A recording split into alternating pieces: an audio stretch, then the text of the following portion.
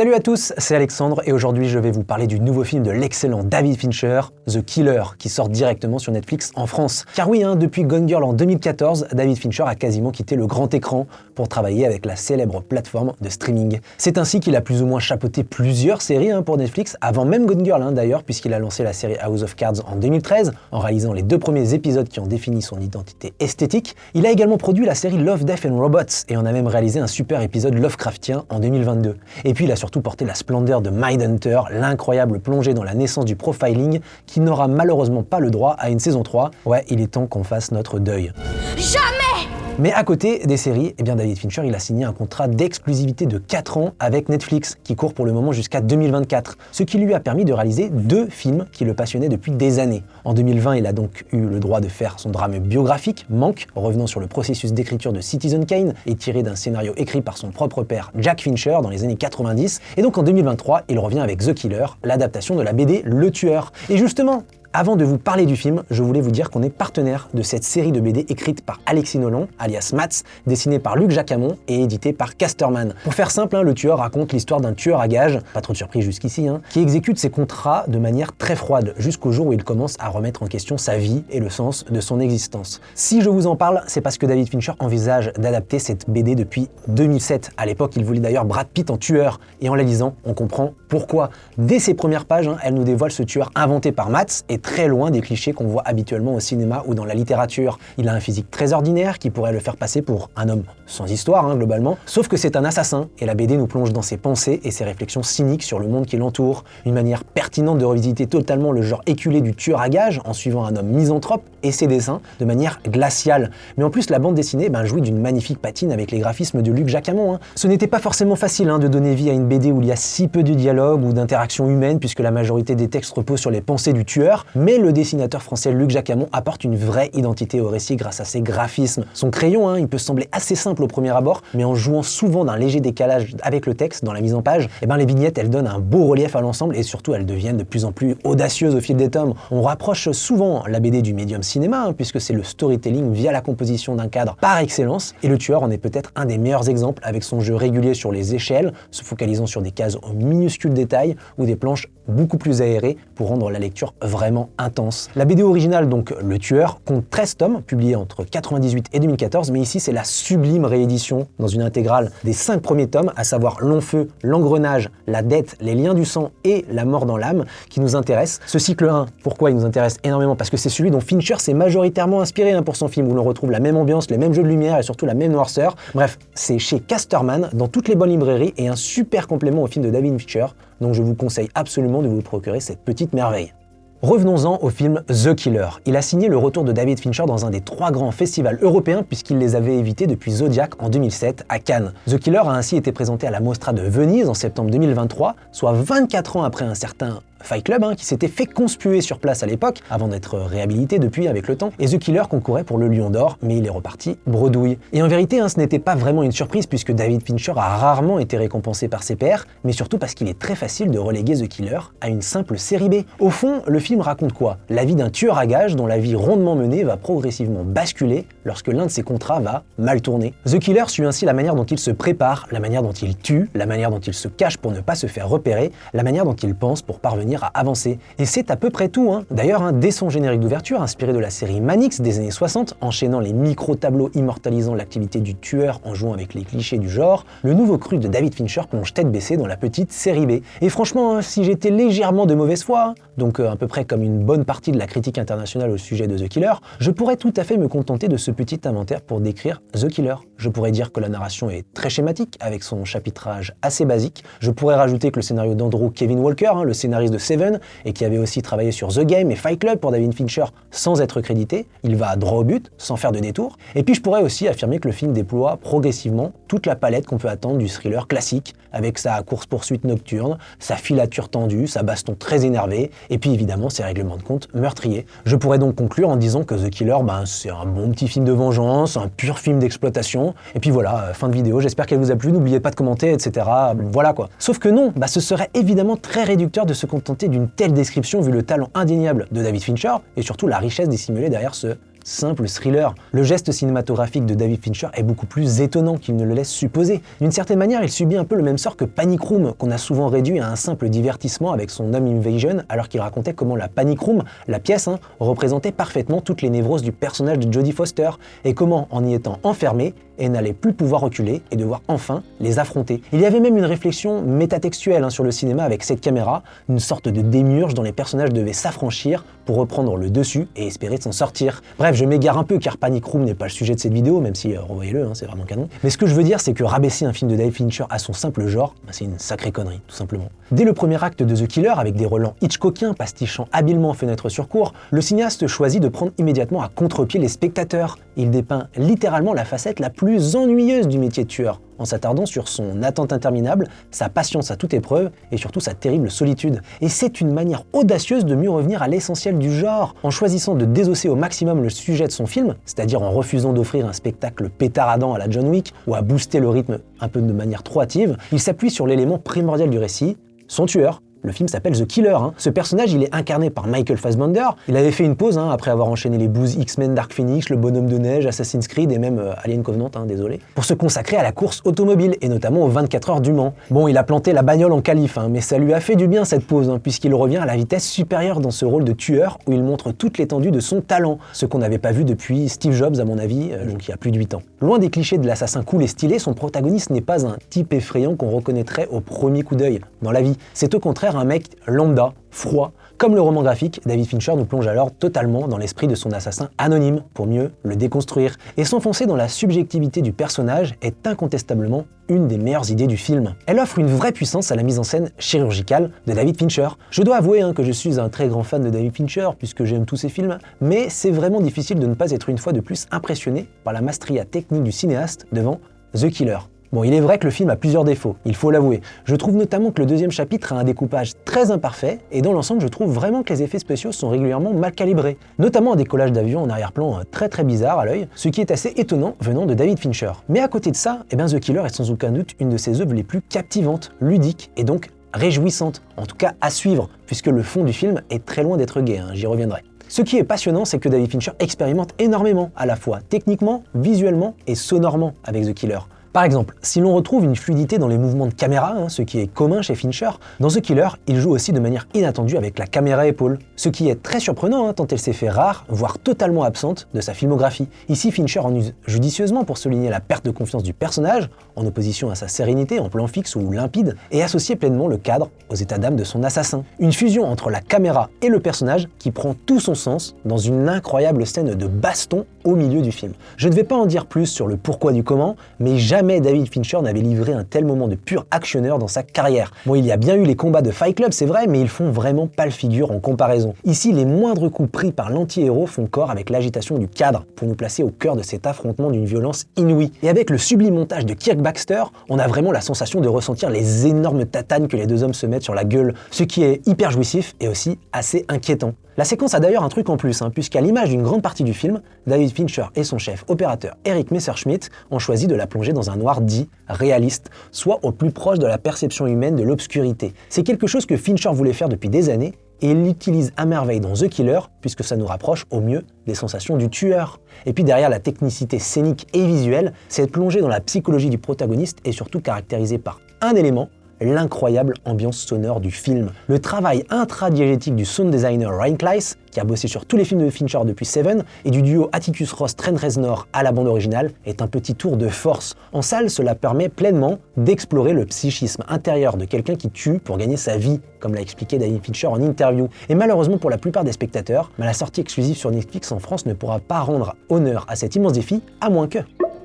Et oui, j'interromps Alexandre, mais vous allez voir que c'est toujours raccord avec The Killer. Comme l'a dit mon cher camarade, le film vaut en particulier pour son travail du son, très spatialisé et adapté au point de vue de son personnage principal, toujours sur le qui-vive. A priori, on pourrait regretter de ne pas pouvoir profiter de ses subtilités au cinéma, mais c'est pourquoi on est très content de profiter de ce film pour inaugurer un partenariat qui est amené à durer avec un expert dans le domaine hi-fi et home cinéma, sonvideo.com. Pourquoi ce partenariat? Parce que nous le voyons à travers vos commentaires sur la chaîne ou sur le site, vous êtes assez nombreux à vous intéresser aux conditions de visionnage de vos films et séries à la maison. Or, sonvideo.com, que ce soit à travers son site internet ou ses boutiques, s'est vraiment positionné sur l'expertise et le conseil, y compris au travers de leur chaîne YouTube qu'on vous recommande et qui regorge de tutos et de reviews d'équipements. C'est pourquoi on leur a demandé conseil pour vous parler aujourd'hui de son à la maison et ainsi profiter à fond de The Killer sur Netflix. Vous le savez sans doute, mais maintenant que les télés sont de plus en plus fines, cela se fait forcément au détriment de la partie audio. Une première règle, c'est de ne pas compter sur les haut-parleurs embarqués sur votre téléviseur car ils sont très limités.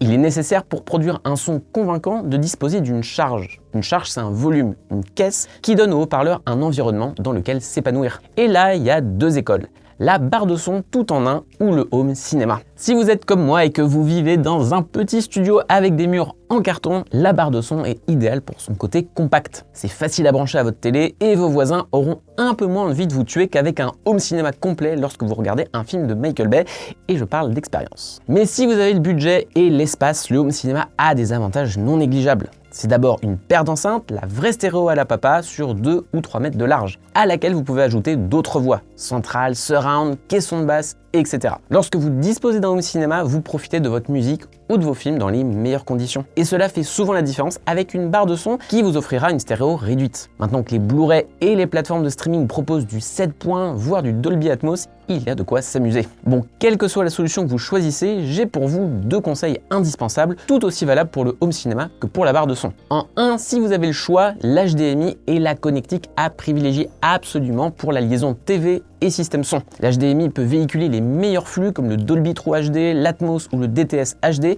que ne peuvent pas véhiculer un câble optique ou un câble coaxial. Et en 2, sauf impératif technique, veillez à bien régler la sortie audio numérique de votre source, que ce soit votre télé, votre lecteur Blu-ray ou votre console de jeu sur Bitstream, par opposition à PCM. Le Bitstream, c'est le signal sans modification, tel qu'il est à l'origine. En tout cas, si vous voulez plus d'infos, n'hésitez pas à vous rendre sur le site sonvideo.com ou dans un de leurs 16 magasins partout en France. En plus de ce travail d'ambiance sonore remarquable, et pour reprendre la spécificité de la BD, c'est surtout la voix off entêtante nous immisçant dans les pensées de ce tueur peu bavard mais très songeur, qui est évidemment le cœur de The Killer. Cette introspection apporte une profondeur à contre-courant des films du dit genre, puisque le thriller vengeur faussement banal dévoile progressivement la densité de sa réflexion. En plaçant son film dans un monde contemporain et ultra connecté, ce qui n'était pas le cas de la BD, David Fincher vient rafraîchir les codes du thriller parano typique des années 70, mais surtout placer habilement son anti-héros au cœur des dérives du capitalisme moderne. Dans la continuité d'un certain Fight Club, voire de The Social Network, The Killer observe donc avec intelligence l'évolution tragique de notre société et s'en amuse, ou s'en désespère, c'est selon, avec un humour noir grinçant. Et en reposant son récit sur les questionnements permanents du tueur, il dévoile l'ambivalence de son protagoniste, et in fine, de tout un chacun. Après une erreur, le tueur méthodique des premiers instants va en effet basculer, et le décalage entre ce qu'il pense et ce qu'il fait va alors devenir passionnant. L'idée de contrôle a toujours été au cœur des films de David Fincher. Les personnages y tentent souvent de le conserver, comme ces serial killers John Doe dans Seven et du Zodiac dans Zodiac, ou les personnages de The Social Network. Ils essaient parfois de le conquérir, comme Amy dans Gone Girl, Herman Mankiewicz dans Mank, ou Benjamin Button dans le film éponyme avec sa lutte contre le temps. Mais avant tout, ils sont généralement en train de le perdre. C'est le cas du milliardaire Nicholas Van Orton dans The Game, de Michael Blomquist dans Millennium, du narrateur dans Fight Club, et donc du tueur anonyme dans The Killer. Et à travers la perte de contrôle de son tueur, The Killer reflète de manière assez glaciale l'illusion permanente d'une autre sur nos propres vies. Car à l'heure de l'hypersécurité et du tout contrôle, avec nos téléphones au GPS ultra sophistiqués, à nos montres connectées nous permettant de régler à la seconde près nos journées, de suivre notre pouls avec une précision prodigieuse, nos alarmes de sécurité, les caméras de surveillance, ou plus simplement les douanes très protégées des aéroports, c'est finalement grâce à toute cette technologie et l'ultra-libéralisation de la société que le tueur arrive lentement à ses fins. Et franchement, c'est un constat assez glaçant de voir à quel point nous sommes vulnérables et comment cette précarité volontairement instable profite à un système généralisé pour mieux nous épier, dicter ou compromettre nos mouvements afin de nous déshumaniser à petit feu. Et c'est un paradoxe dont le tueur est d'ailleurs lui-même victime ou complice, parce qu'il use en effet continuellement des armes capitalistes. Les FedEx, les Uber Eats, les WeWorks, Starbucks, Hertz, Amazon, au point de ne devenir qu'une fourmi parmi les autres dans The Killer. Une contradiction existentielle, à moins qu'il se monte à lui-même, comme beaucoup de personnages fincheriens, particulièrement frappante, puisque le protagoniste et ses agissements vont progressivement l'amener à intégrer pleinement le système qu'il dénigre tant, avec son geste final profondément ambigu, que je ne dévoilerai pas ici en détail. Une chose est sûre, ça remet en cause ses véritables intentions, et met à jour son individualisme. Et même si c'est très cruel, son comportement est finalement extrêmement humain, ce qui est encore plus préoccupant et sinistre. Difficile en effet de reprocher à quelqu'un l'envie de vouloir troquer la monotonie d'une vie solitaire pour le confort d'une vie entourée. Mais pour aller au fond de ce que je pense sur The Killer, je suis obligé de rapidement évoquer le parallèle avec David Fincher. Parce que c'est sans nul doute le film le plus autobiographique de sa carrière. Je m'explique. En suivant le quotidien procédurier d'un tueur minutieux qui tente par tous les moyens de ne pas succomber à ses émotions pour rester professionnel, pour moi, The Killer parle en substance aussi de David Fincher. C'est quelque chose qui m'avait frappé en regardant la bande-annonce et en lisant également la catchline, la phrase d'accroche du poster. Execution is everything, soit une bonne exécution, c'est capital. Et devant le film, il est impossible de ne pas faire un lien. Le mantra du tueur, respecte le plan, anticipe, n'improvise pas, ne fait confiance à personne, ne cède jamais le moindre avantage, ne mène que le combat pour lequel on te paye, fait largement écho à la méticulosité obsessionnelle de David Fincher lui-même sur un plateau de tournage. Le monsieur est célèbre pour sa maniaquerie et son perfectionnisme l'a amené à répéter ou faire répéter les mêmes gestes, les mêmes prises, inlassablement pour atteindre des sommets d'excellence. Demandez à Jack Gyllenhaal pour Zodiac, il fait encore des cauchemars de ce carnet jeté sur son siège avant de sa voiture pendant des heures. David Fincher n'a pas caché qu'il méprisait légèrement cette interprétation de The Killer, mais elle me semble pourtant évidente et pertinente. Lors de l'avant-première du film à la Cinémathèque française, il disait d'ailleurs ça du tueur. Il est assez rigoureux pour construire un mur qui le sépare de l'empathie, mais le mur commence à s'effondrer, et ainsi, au fur et à mesure que le film avance, une partie de son mantra commence à disparaître. Soit une possible parabole du métier de réalisateur en général, des concessions nécessaires au bon déroulé d'une production, et des métamorphoses inévitables d'un plan pour le mener à son terme, voire l'améliorer. L'allégorie plus ou moins frontale avec cet assassin offre donc une autre lecture analytique passionnante de The Killer. À travers la perte, la quête de contrôle de son tueur, David Fincher semble poser un regard à la fois très lucide sur sa carrière, dans la droite lignée de sa réflexion pleine d'humilité sur son travail et son rôle qui se dégageait de manque, mais elle est également ultra cynique. En premier lieu, il y a sa relation avec les technologies modernes. David Fincher a littéralement commencé sa carrière au cœur des effets spéciaux, en bossant sur ceux de Star Wars, le retour du Jedi, ou Indiana Jones et le Temple maudit. Et par la suite, il n'a cessé d'user des avancées technologiques pour moderniser son cinéma, et surtout, le rendre meilleur. Il y a eu les procédés de compositing et de la scène d'ouverture de Fight Club, voire les effets spéciaux 3D de son générique en 1999. Il y a eu la prévisualisation informatique pour préparer le tournage de Panic Room en 2002. Il y a eu l'utilisation de la HD sur Zodiac, une première pour un film à si gros budget, et ça a signé une nouvelle ère pour David Fincher, avec les retouches numériques constantes sur ses films, afin de coller au mieux à la réalité historique du San Francisco de l'époque, par exemple pour Zodiac, ou d'ajouter des giclées de sang en post-production.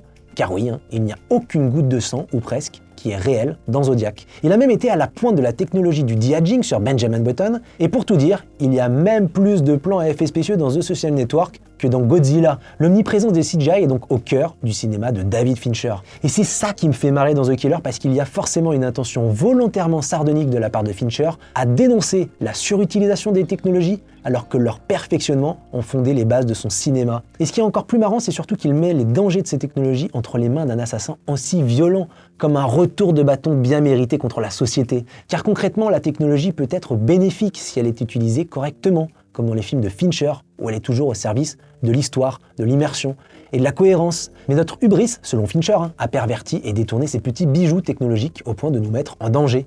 Et puis enfin, à côté de cette relation aux technologies, en caractérisant le tueur comme un salarié lambda, un visage successif de plusieurs immenses boîtes capitalistes, The Killer renvoie également à la relation de David Fincher avec Netflix. Sa perception des choses reste sujette à interprétation, à l'image de l'avancée progressive du tueur incarné par Fassbender, mais je trouve ça très intéressant. Fincher est-il un simple exécutant, obligé de suivre les exigences de Netflix, une plateforme de streaming sans laquelle il ne pourrait pas pleinement survivre dans le microcosme hollywoodien moderne, ou en est-il au contraire un glorieux représentant, s'appuyant sur son génie artistique pour obtenir tout ce qu'il désire, ou encore plus fourbe, est-il plus étrangement dans un entre-deux bâtard? Chacun se fera son propre avis devant The Killer, mais quoi qu'il en soit, le réalisateur n'a rien perdu de sa maestria. C'est ça qu'il faut retenir. J'ai même envie de dire que The Killer est peut-être le plus fincherien des films de David Fincher. Non pas tant par sa brutalité ou sa noirceur ou son immoralité, mais bien par sa capacité à capturer avec une grande acuité l'absurdité de ce qui nous entoure. David Fincher a régulièrement été un visionnaire. Fight Club parlait déjà de toxicité masculine et des dangers du consumérisme. The Social Network pointait du doigt le sexisme et ses préjudices, la puissance à venir des réseaux sociaux,